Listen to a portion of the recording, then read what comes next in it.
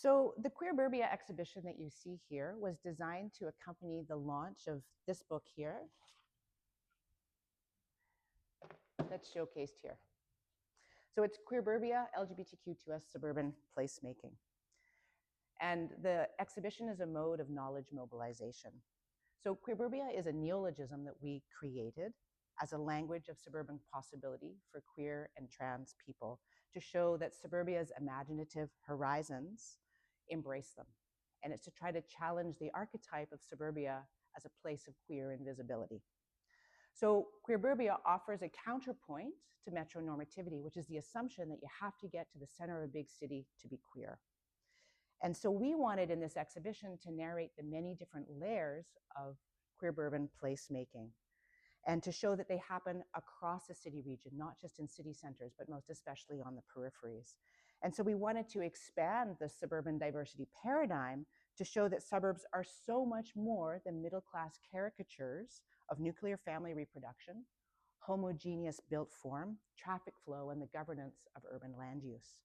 So placemaking is a great conceptual tool because it allows us to speak about political contestations, access to resources and power, and ultimately whose voices, memories, and stories are told in places and whose vision for the future predominates.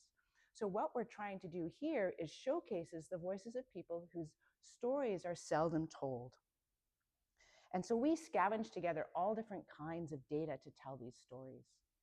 Newspaper articles, Demographic Statistics Canada data, key informant interviews, photo elicitation interviews, and focus groups. And what we're showcasing here are the voices and stories of queer urbanites from our photo elicitation interviews.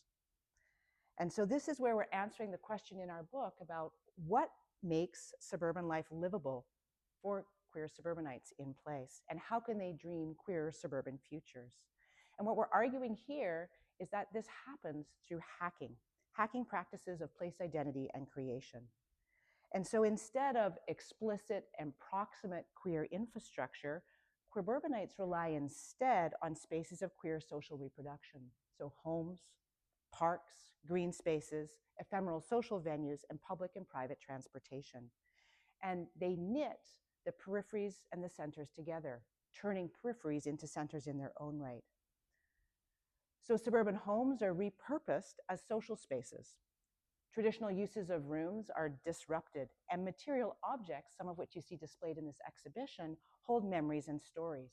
So from ace rings on pinky fingers, to buttons on knapsacks, to tattoos and hairstyles, queer urban visibility can be communicated corporeally. And at other times, personal sonic bubbles, public displays of affection, bathroom stall graffiti, and encounters there queerly reconfigure micro-public spaces. So it's in suburban parks that queer urbanites also find escape from gender binaries and heterocis-normative surveillance. And we also use counter-mapping in focus groups as a tool with which queer urbanites could share their knowledge of their suburbs as queer with one another. And together, they're social dreaming. And this way, they're knitting the often fragments together into more coherence.